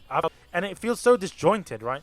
I mean, as much as I like the jazz portion of it, like the jazz portions of the OST, I will say it did kind of feel very. It felt very like everything else just kind of felt very samey. You know, that's the. I completely agree with you, Joe. Like that's the thing, right? Where it's like, okay, I'll just make this very brief, right? But for those of you who have played Zero Time Dilemma, right? I feel like what they've done in this anime is that, like, the music is great, right? But the problem is that they kind of use the same track for the same, like, sad scenes and stuff over and over and over again, to the point where, like, it ruins the originality. But there's something I want to mention, and I'm sorry for going back to Haganai, but a lot of these romances or romantic dramas or romantic comedies do this in anime. It's a trope that happens throughout all of these in this kind of particular genre. With, like Haganai and stuff, right? Haganai had, like, okay music, didn't have great music, right? So I didn't mind there, but this show has really memorable music, right? I just find that, for me personally, like I said before, great music in a show, when you think of a particular piece, you should immediately think of the scene that they put it in, because it fits so well, right? Here, when I think of the piano song, right, I can't even remember what the song sounds like because it shows up in so many different scenes. I can remember the scenes, but I can't remember the piano music because it's just it's great, but it was just like it was used in so many different scenes that it kind of becomes like white noise in my mind. I kind of forget about it, unfortunately. I want to get into is also the ending and openings, right? I'm not sure if you guys feel the same way with the ending and openings, but these were done by Yui Hori, I think her name is. I'm not sure if you guys know who that is. That's the voice of... she is the voice actress for Kouko. Yeah. She's also in Toradora. She's the voice of Minorin in Toradora, if you guys know. She's also sung the opening and endings for Toradora, but that's besides the point. But I want to talk about what's your favorite opening and endings. For me, and I'll say it, first OP was great. It's my favorite one of this anime. And it's not just the OP music, it's the way that they fit in with the opening animations. That's one thing I want to talk about. I don't know, but I'll tell you something. I feel that the opening animation gave a lot away. It's kind of forcing you on certain characters. I get it. I don't want to talk more about it. But I would have preferred to see more characters. Like Yana, Linda, Oka. Do you see what I mean? Like, kind of like this... Would you say they had too much of a focus on Kouko I think and it's kind of, Banri? It's a sign, it's kind of foreshadowing what one of the issues with the show, in my opinion, right? But other than that, the song, right? Like, what you think of... The song was great. Okay. The song was great. The first OP was really nice. I actually preferred it to the other one. I didn't like the... Don't say it. The dubstep drop. What? Like, wait, was where? In the OP? What? In the opening, when they were like... First one or the second one? What? In the first one. Honestly, I don't... I hate to break it to you, Bish. I that don't was remember it that either was because I skipped over the first opening every time. Like, every time. What? For me, the second opening was the one I skipped because it was just so much happening at once. It was like... And it was No, just, but like, at the so end, much though, right? shit There's the very fast part. It's like diarrhea, right? It felt like what? diarrhea. Yo.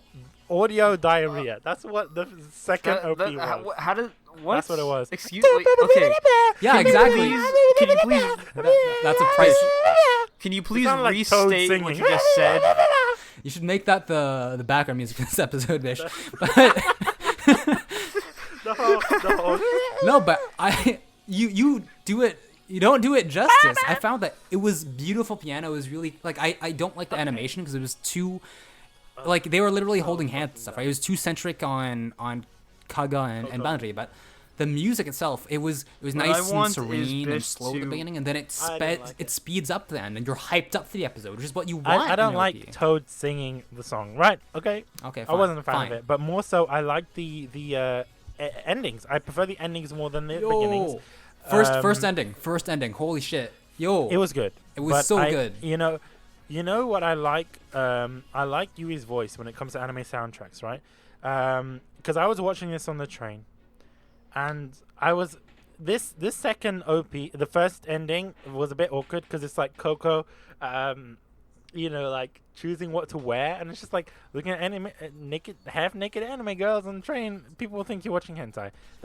That's one thing, but that's not necessarily a fault with the animation. It's just your poor it's your poor taste of I'm sorry. That's internet. Yeah, exactly. Education. Like the internet on the underground is great. So, fuck you guys. I don't know. I liked it. It was kind of mediocre compared to the second ending, and I'll explain why the second ending is my favorite. Is because the matching between the audio and visual components just perfectly blend. And I'm not sure if you noticed this. The music, as soon as Kouko is on, it's quite regal. You get that, that weird thing. I don't know what it is. It's like an organ or something. And then as soon as Banri comes on, it plays the bass. Like, boom, boom, boom, boom, boom, boom. Do you know what I mean? So it's like there is that even within the music, and it kind of reflects the characters on screen. And that's what I like about it. And, another thing is that the way that Yui's voice, when she says the word love, it kind of cracks a little bit and it goes upwards.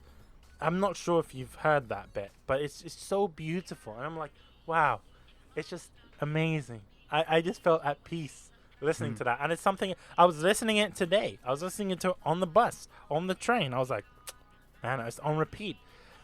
It's just so beautiful. And I'll be honest with you, I hate anime openings and I hate anime endings. There's not been many that I've spoken about in the history of kunai where I'm like, you know what? I really like the opening. There's not many of them.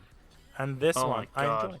This one, the anime opening and the endings were mamma mia. They were amazing. Spicy meatballs. Mamma mia. Spicy meatballs, man. A spicy ending. It's a spicy end.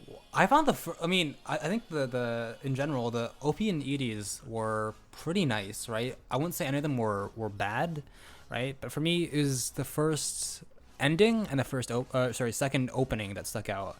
It's just the I can't comment too much on the animation, but in terms of the music, man, for the first ending, it was just whenever you'd have a dramatic moment, boom, it cuts. It's like do do do do do do, right, with the piano, right, with the high pitched notes. It just sends like a shiver down your spine, right? I don't know. It's just indescribable. I find that the piece they chose for the ending it just fit with the transitions and the endings of the episodes themselves, which is really well done.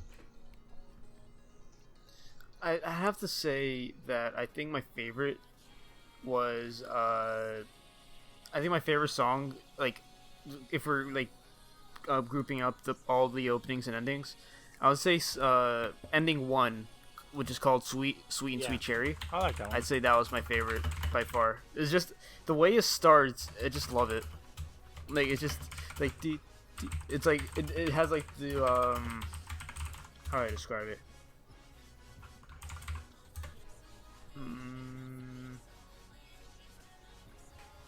I mean, okay. I'm not. I don't know how to translate this into word, but basically, I just loved it. It was just so it's stuck in my mind. It's even now. It's just playing in my mind. It's like yeah. It's memorable, right? Like it's just yeah.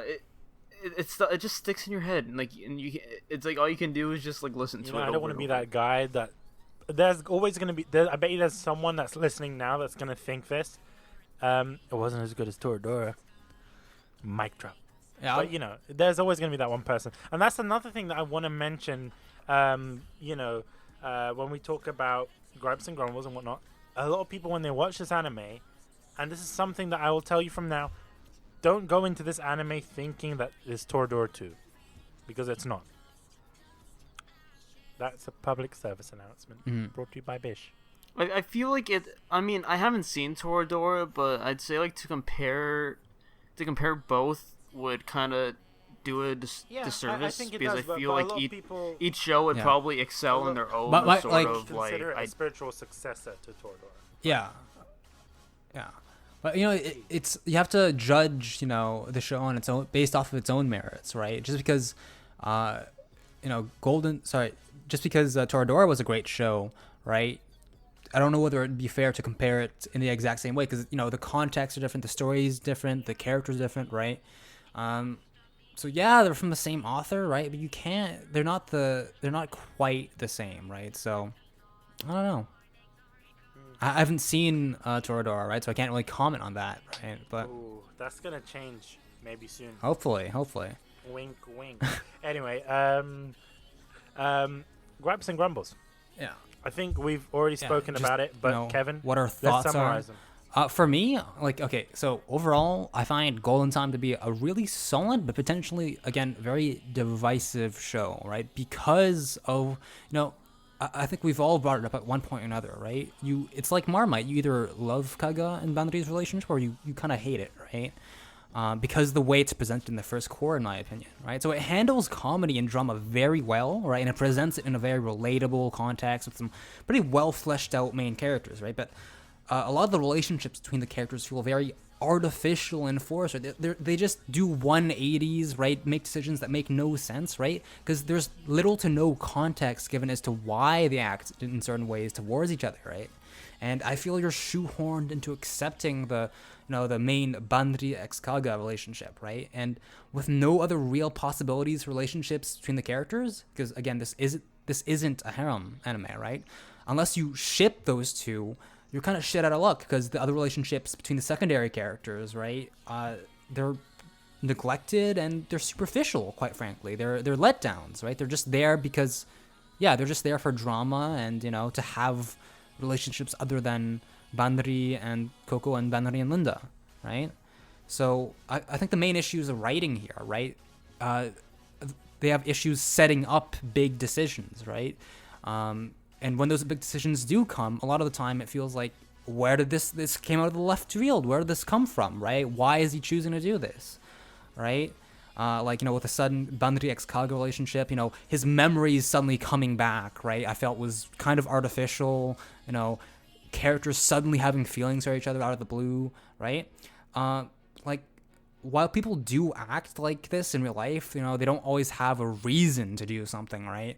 It's frustrating as a viewer to deal with that, because you can't understand the characters, right? And that's frustrating for you if you can't relate to them, right? On one hand, the context of them being university and stuff, right? Trying to create a new life and all that makes you sympathize with Banri. But on the other hand, some of the decisions he makes, it's just like, your actions don't match what you've been through, right? It doesn't make sense, right? But overall, it's still a great show, right?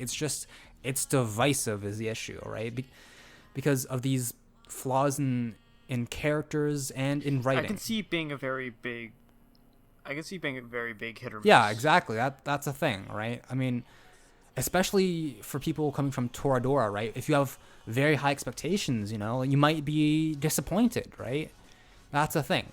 Great show, but it can be frustrating, especially the first core. If you're just talking about the second core, right? I'd largely have no problems, because that's when they resolve them. But again, it's the first core, right? You have to just, close your eyes and think of England and get through the first core, unfortunately. Think of England. Yeah. It's coming home, lads, coming home. Oh my, here we go. We're back to boy. FIFA. It's coming home. It's coming home. Yeah. Would you guys want to see a second season? Oh, okay. I have an interesting point on this, because No. wow, Joe, that was quick. Really? Okay. I want to change your mind. I want to pitch something to you, Joe, and see if you change your mind. Okay. Sorry. I'll pitch something to the both of you then. I don't think it needs a sequel, all right? But what I would love to see is maybe, a prequel where he's still in high school A for like prequel I'd be Linda down and stuff, for. right? Because I would like that. I was thinking as I was watching this show, right? As I was watching the end in particular, I was like, man, it fucking sucks for his friends because they spent so much time with him, right? And now they're losing the person that they know. But then I was like, oh shit, this exact same thing happened a year earlier when he was in high school, right? Linda went through this loss before, right? And it wasn't just for a few days. She had to deal with this for like a year, right? So just they teased us with flashbacks of, Banri and Linda and their school friends in the one episode and, all of that. So there's already a reason to go back, right? I'm interested, and I'm not going to say no to seeing more of Linda's character, right? That's my first idea of a quote-unquote second season, if you will, right? I'd like to see that. Well, I can be more flexible with prequels for sure because like it's easier to go back and just kind of build upon what you've already written rather than like just making completely new material. Yeah, the funny thing is, but like that said, like I do like I would be 100% down if we got like maybe like a prequel like series or like a movie about Banri trying meeting Linda for the first time and then like building I'd that be down for that, relationship. right? They have that would so be much quite interesting, potential but there based off of I'm they sorry built. to give you a curb stomp. I'm sorry to crush your dreams, but that would require either JC staff to create a new original story, mind you, or the author just goes and writes a prequel I'm not. story. I mean, it's for dependent on second that, seasons so- here, right? Like we've never quite based it off of reality. It's just like, would you like one? That's right? true. That's true. But at the same time, I agree with you in terms of the prequel. I would like to see that, but I don't know what it would be, Kevin. Are you expecting something that would be more dramatic? I see something more comedic, right? Because we see in the reunion episode where they're saying Banri would cry and this and that, and they were saying, he's a little bitch. Do you know what I mean? Yeah. I found that hilarious. I want to see. I would expect more of like a more wholesome show, like a like an Ichiju type thing. Yeah. But not segmented in as an Ichiju is. But I mean, like in terms of just comedic life, like a slice of life show, like maybe like a K-On! Type thing. Do you see what I mean? Yeah. That's what I'm seeing with hints of drama. Yeah. That would be cool. My other suggestion awesome.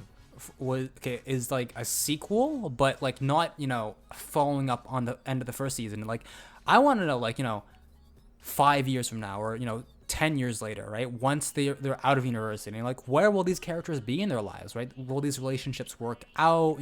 How will it?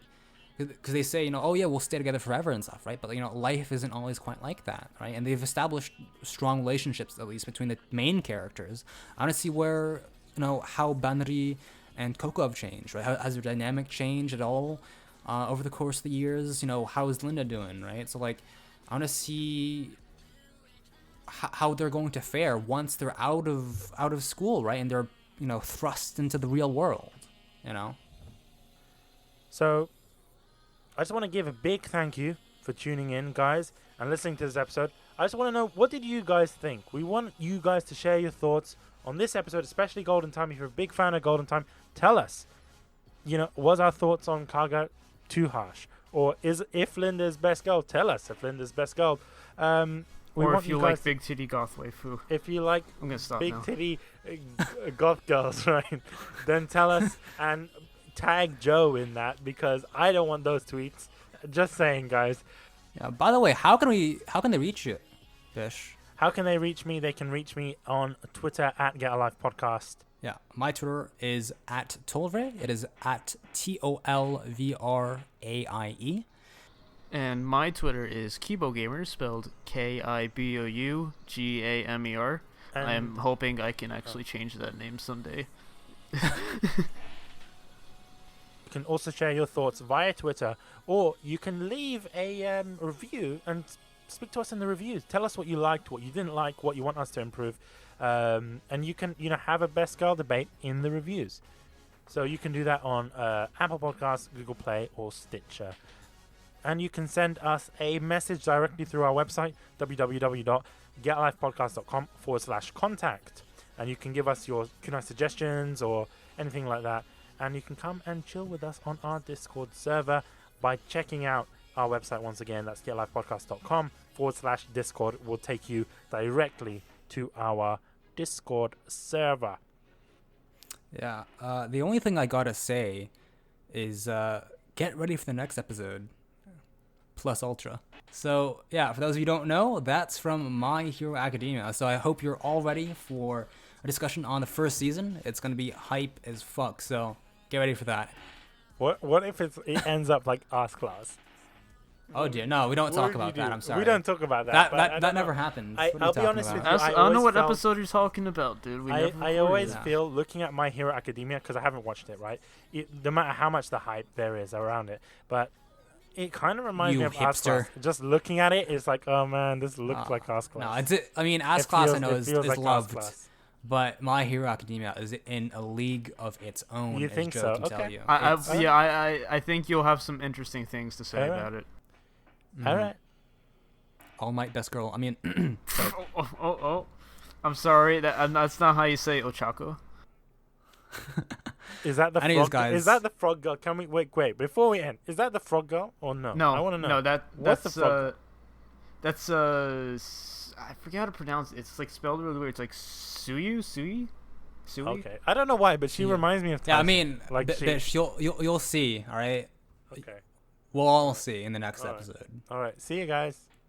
No, see you. Take care. Thanks for tuning in. Stay sexy. Just wait, because we can't really continue the conversation between you and I because he already started talking. Yeah. Well, I mean, we can continue it. We can just cut that part. What are we talking about? Continue. What?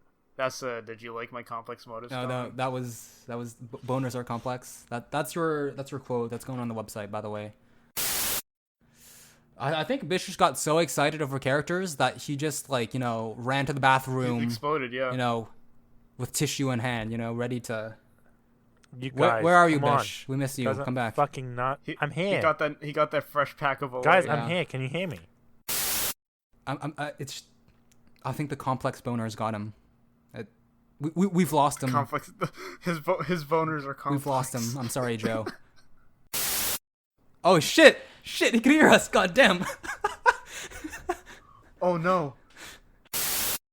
Hashtag complex boners 2018. I can hear you the whole time. Oh shit. By the way, I'm talking about complex boners. You guys. That's nasty. We just gave you blooper material there. Like that's our blooper Wait, who changed this in the Discord? I'm just noticing this now. What is this? Who changed this? What? Who was that? Was it you or Kevin? Coco's husbando. What is this? Oh my god. Who changed this? Hell yeah. Love a little bit of anime, moms.